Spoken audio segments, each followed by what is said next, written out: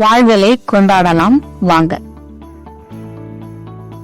உங்களுடைய பேரண்ட்ஸ் கிட்ட நீங்க எவ்வளவு கனெக்டடா இருக்கீங்க? இல்லையே, நான் தினமும் பார்த்துட்டு தான் இருக்கேன், நல்லா பேசிட்டு தான் இருக்கேன், ரெண்டு பேரிடையும் நான் ரொம்ப பாசமா இருக்கனே, என்னுடைய அம்மா அப்பா இவங்க கிட்ட அப்படின்னு நீங்க சொல்றீங்கன்னா இன்னைக்கு திரும்பியும் மறு சீராய்வு செய்வதற்கான நேரம் வந்துருச்சு.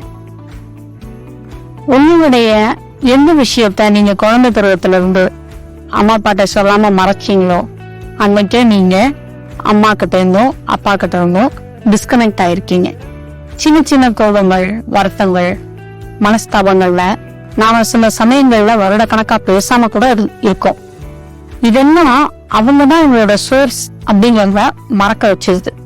நாம வளர்ந்து பெரியவங்களானாலும் சரி, நாம இப்பதான் பள்ளி பருவத்துல இருக்கிறவங்களா இருந்தாலும் சரி, அம்மா அப்பாவோட சோர்ஸ் கனெக்ஷன் ரொம்ப ரொம்ப அத்தியாவசியமானது.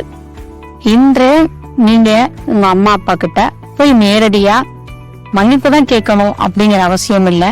உங்களோட உறவை புது விதத்துல புதுப்பிச்சு கொள்ளலாம். வெளியில கூட்டிட்டு போங்க, ஹாப்பியா இருங்க, ஒன்னா உட்காந்து சாப்பிடுங்க, திரும்ப ரீகனெக்ட் ஆகுங்க, மனசார மனசுக்குள்ள மன்னிப்பு கேட்டுக்கீங்க. இது மூலமா நீங்க அம்மா அப்பாவோட சோர்ஸ் கனெக்ட்ல நீங்க திரும்ப இணையும் போது உங்களுடைய ஆரோக்கியம், உங்களுடைய உறவுகள், உங்களுடைய வெல்த் கிரியேஷன் எல்லாத்துலயுமே பெரிய மாற்றத்தை நீங்க சந்திக்க முடியும். நன்றிகள்.